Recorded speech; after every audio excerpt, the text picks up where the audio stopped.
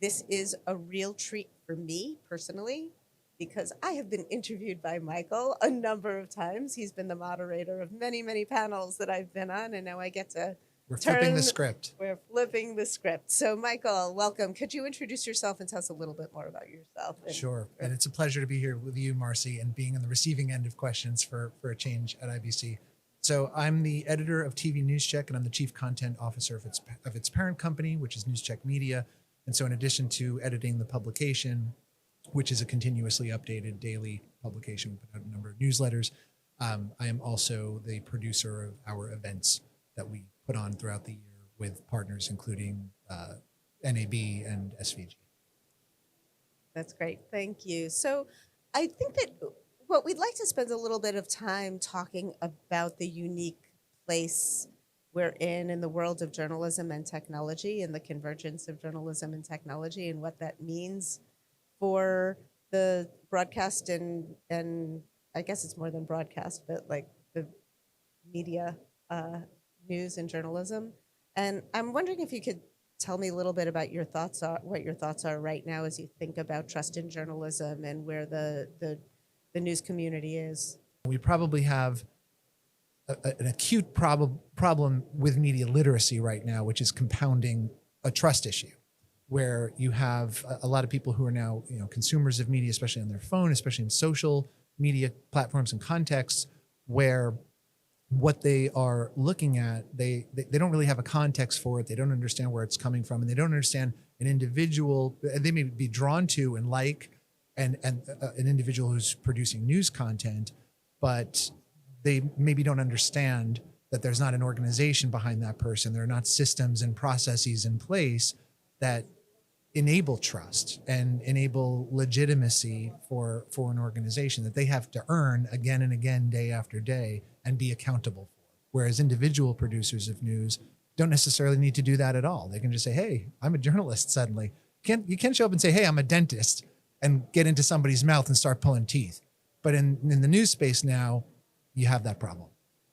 I think that the term journalism used to mean something different, or it used to mean something perhaps that maybe it just doesn't mean anymore. But it did come along with a certain set of assumptions and rules that we were taught in school and standards that our parent companies imposed upon us when we went out into the industry, and when we made mistakes we were corrected and we learned.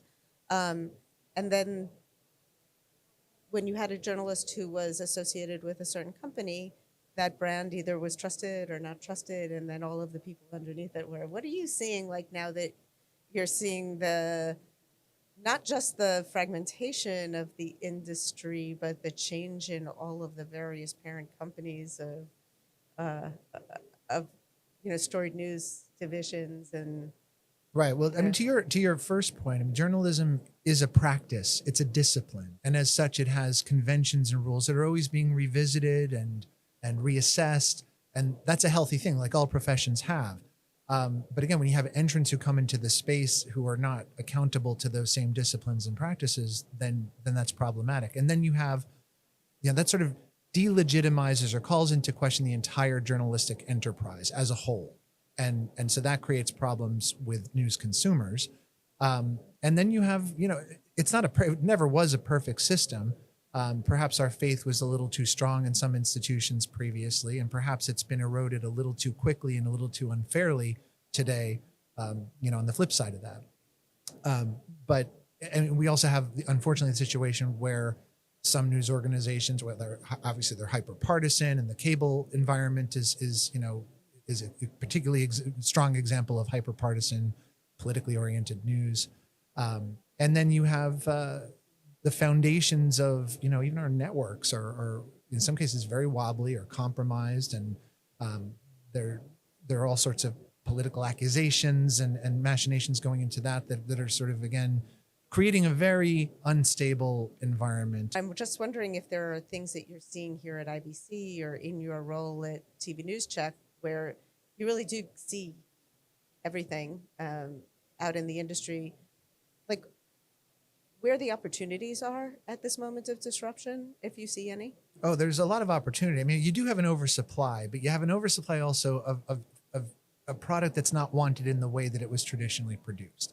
The biggest opportunity is to find a new vocabulary for news media that it has been very reticent to adopt. It realizes now, and I'm talking at multiple levels, from your local newsroom up through a network into international news, there are different expectations with younger audiences for voice, for how you present yourself as a news reader or as a reporter, for transparency in your processes. So you're showing your work more, like when you're doing a math problem and you had to show your work to get, for the person to see how you arrived at that answer. All of things are things that we should be moving toward in the industry. People are trying to do it, but there is a very strong degree of being handcuffed to tradition. And while the best practices in terms of news gathering, of being transparent about your sources, about your data, about not being manipulative in the language with which you present a story, those are really good. But also you have to speak in the tone, in the language, with the affectations and with the visual vocabulary that keeps evolving with viewers and listeners and readers' expectations or multimedia consumer expectations. And they have changed very dramatically. News has not kept up, and it's paying the price for it. People are allowing of much more rawness in the presentation of material now. And it's hard for veteran news producers and people who, long timers in the industry to accept that because it looks sloppy, unprofessional, unpolished. And there is still a desire for polish. You sort of have to have both, just like in the sports media world, where it's much more inclusive now of your oldest school broadcasters, play callers and people who are just encyclopedias of stats alongside very young, very new fan-based kind of voices that come. That world is allowing of all of that. And the traditional news world should be more allowing in that same way. You also touched on the provenance aspect of, putting out tools to assess authenticity and understand where things came from. Can you talk a little bit more? Like, what do you think about that as a strategy for these are all like different strategies for giving consumers, and they are consumers, news consumers, ways to evaluate the content that's coming their way, right? Sure, absolutely. Having the provenance of any piece of material you're using, whether it's a photo or a piece of video, whatever, it can only help your legitimacy and your trust issues to have that. And so the C2PA, for instance, is a fantastic idea. It's been circulating for at least a few years now, that consortium, and it was important work, and it still is important work to do. The problem that they face is that there has been a deluge of fake material, of misinformation and disinformation, and AI has only accelerated that process by orders of magnitude.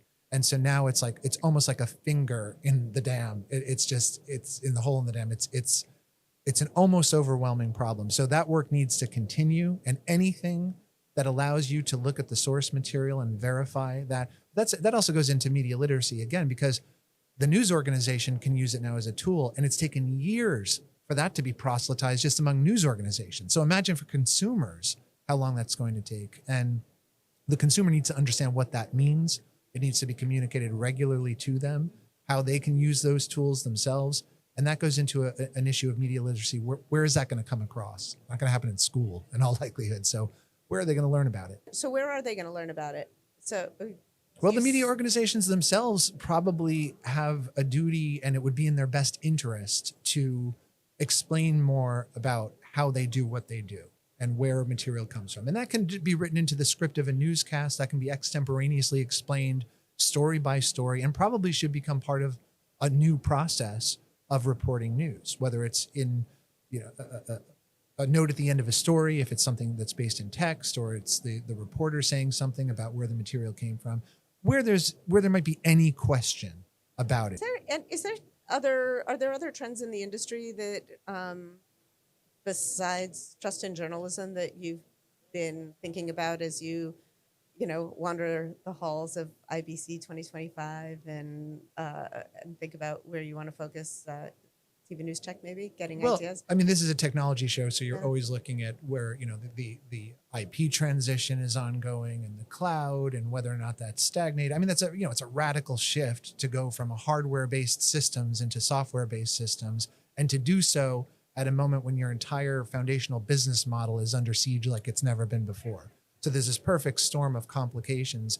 And, at this show right now, people are talking, I don't want to say desperately, but very emphatically about efficiencies and finding them. And that leads almost every conversation I will talk to over 60 vendors in the days that I'm here. And I'm already hearing that refrain again and again, that they're hearing that question from their customers, where they need to go and show a demonstrable ROI on efficiencies within this year. It can't be something long-term. There's only a kind of short-term, and there's a real emphatic concentration on efficiency. The answer to that has been, for a lot of people, having a end-to-end story-centric approach so that you can service all of the different endpoints in a more frictionless way, right? And being able to not serve, because all of these different audiences don't want to consume that story, as you said earlier. They don't want to consume it in the same way. Do you find the same amount of value in being able to at least keep the facts straight, even if the presentation is different, so that I think story centricity, the world's finally caught up, the news world's finally caught up to that idea, and is just now trying to break some of those habits I was talking about to be able to, and they really struggle because they're so rundown oriented, especially in television newsrooms, that moving into that paradigm has been a hard yards for them to pursue. But they are pursuing it, they're moving into it more, and it just makes sense in every holistic way to approach something from the story and then find its iterations. A question we all have to ask, and AI is going to accelerate the urgency of the question, is what is the atomic unit of journalism now? Now that AI will come in and conceivably, in dramatic new ways that we can only begin to anticipate, create new products of journalism that maybe don't resemble much of what we have right now. That'll be much more interrogative and personalizable based on, I want this story. I want to know what happened here, but I'm about to go jogging. So give it to me in a 10-minute podcast. And, I'd prefer a male voice, middle-aged, or a female voice in their 20s. And I'd like this sort of pace. I mean, we might be able to customize to that level very soon. And it's no use if you're not connecting with your audience. No, of course. It's all about that in the end. And the more you allow personalization and inform factor, then the more you facilitate that connection. I think that's a terrific place to end. Been a wonderful conversation and a real treat for me. Thank you, Marcy. It's been a pleasure for me as well. I appreciate it. Thank you so much, Michael. Cheers.